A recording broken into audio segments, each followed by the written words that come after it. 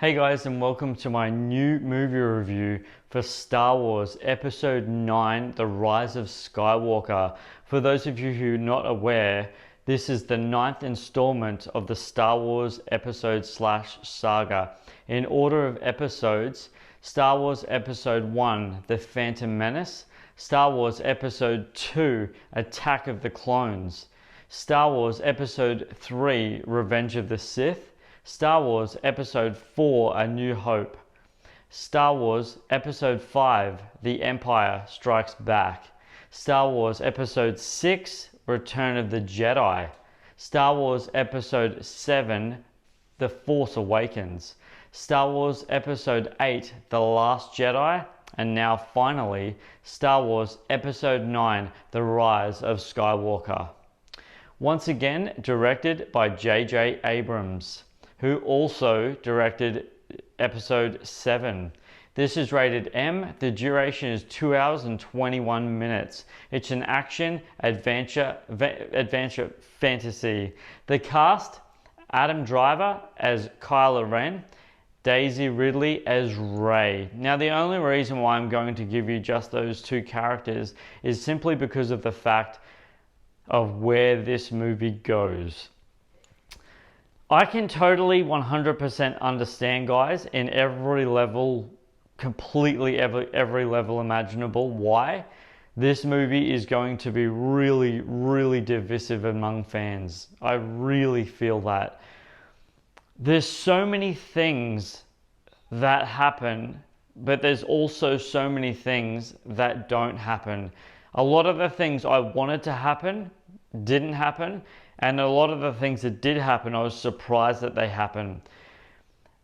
Unfortunately, there's a lot of questions unanswered in this film, and that for me, it was like a lot of the time I sat there and go, wait, but why or how is really where I kept going in watching this movie. The reason why I say that this movie has the core essential element, like all the rest of the episodal movies of Star Wars, the key word behind film, the word that film needs in order to be film, cinema, movie, and anyone who's been following me for any period of time, you know exactly what I'm about to say: rewatchability. The reason why this movie has so much rewatchability is because of the depth involved in what happens in this movie. There's so much that goes on in this movie, and yet also in saying that, in the point, there's a lot of stuff that doesn't happen. There's so many things in the line of what goes into this movie that I really felt when after seeing it, I thought to myself, whoa, wow. It just, so many twists, so many turns, so many spoilers, guys. I really feel, really genuinely, authentically, after watching this film thoroughly and intensely reminded me, and I'm talking about storyline here, storyline arc of Endgame, Avengers Endgame.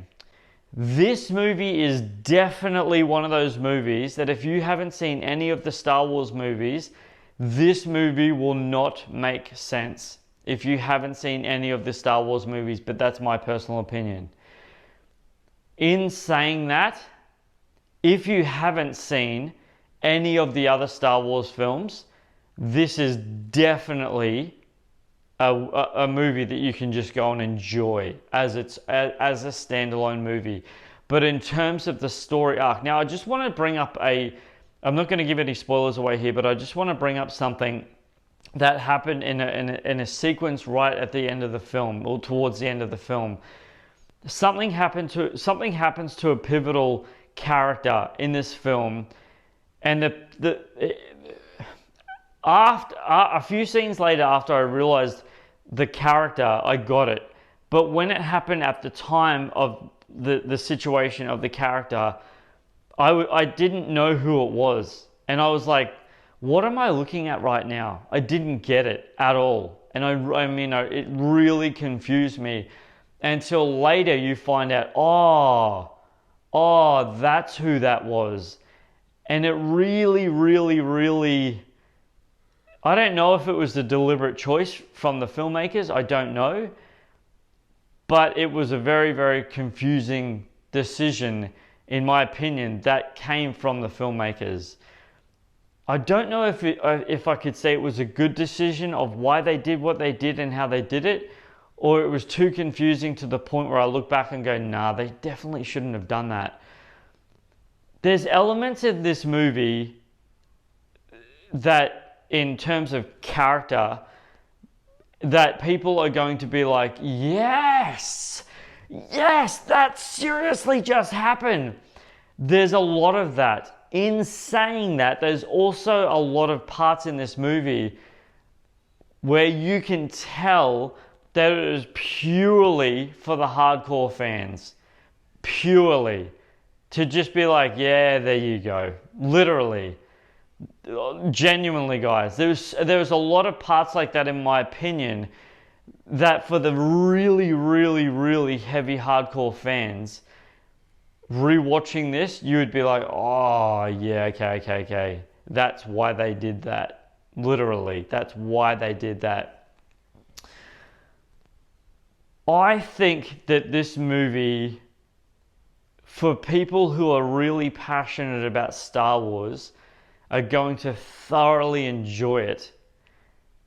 And I also think that there's a lot of people out there that are going to be up in arms about this movie.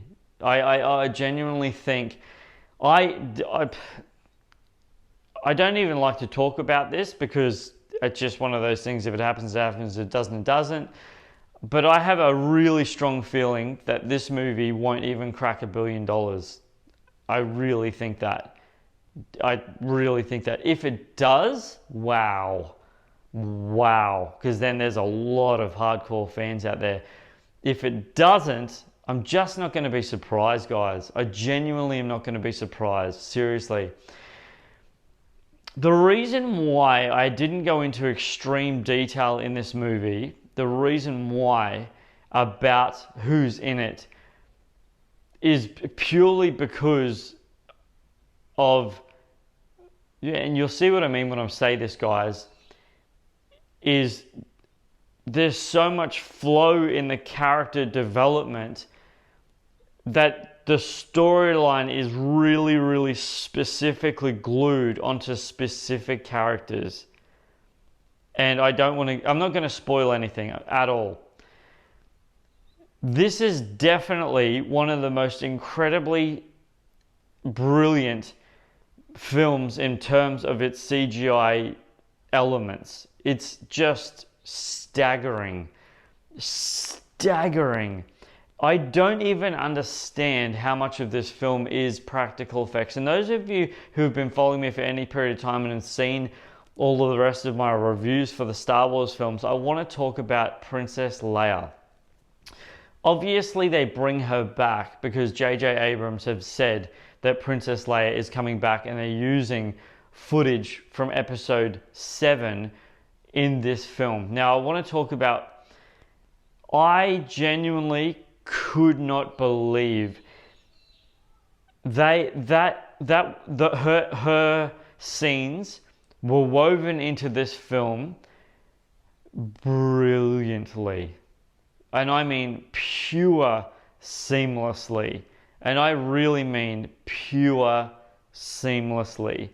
Not one point in this film, in any level at all, with her in it, did I think, oh, that's photoshopped in, or oh, that's not, no, that ain't right. What are they doing there? Not once.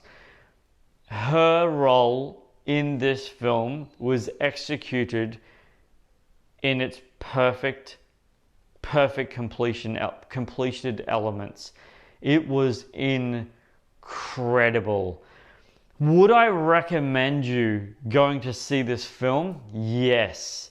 Yes, I really, really, really, really would. 100%. Do I feel that this movie is going to really grasp every audience member? I don't know. I really don't know. Purely because of how it ends. Purely because of how this film ends. It is what it is, guys. I'm not going to give anything away, but it just surprised me. It genuinely surprised me. I just thought that it was going to end a lot differently to what it did. And I knew that was going to happen, but how it did, I was like, oh, okay. It was quite genuinely surprising you. Guys, those of you who've been following me for any period of time, you know that I love giving my subscribers, audience, viewers, trivia in my movie reviews, because who doesn't like movie trivia? So it's trivia time. Following the large Twitter campaign, this film was privately screened to a terminally ill boy from the Rowan Hospice in London on November 29, 2019. At his own request, the patient's name was not made public. Next, the ninth and final Star Wars movie score composed by the incredible, the brilliant John Williams. Next, security was actually so tight in the filming of this movie that Mark Hamill actually stated that it was like being in the CIA. Next piece of trivia, with a gap of 36 years, the return of Lando Calrissian marks the longest role to reprise his role in the title role. Next piece of trivia, J.J. Abrams is actually the second director to direct multiple of the Star Wars films. The first was actually created by the one, the only, the brilliant George Lucas. Next piece of trivia will be released 20 years after Star Wars Episode 1, The Phantom Menace, 1999. Next piece of trivia, guys. And this is the final piece of trivia for you, so here you go. Mark Hamill confirmed his involvement in this film ahead of the release of Star Wars Episode 8, The Last Jedi, 2017. And that's all I have for you today, guys.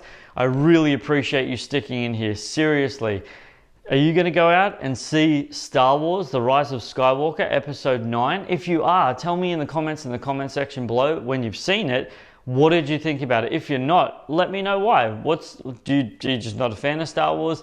Leave your comments in the comment section below. For those of you who have subscribed to my YouTube channel, guys, I really appreciate that. I value that so much. Seriously, thank you, thank you, thank you. And for those of you who haven't already, go ahead and hit that subscribe button, and don't forget to click the bell for notifications. That way when I drop anything, it'll be yours straight away, and you're so welcome. I really appreciate your content. Speaking of content, guys, I really appreciate a thumbs up on my content, because that way I know it's kind of feedback for my channel. That way I know that you're really appreciating and enjoying my movie reviews, and I really value that. Seriously, thank you so much for that.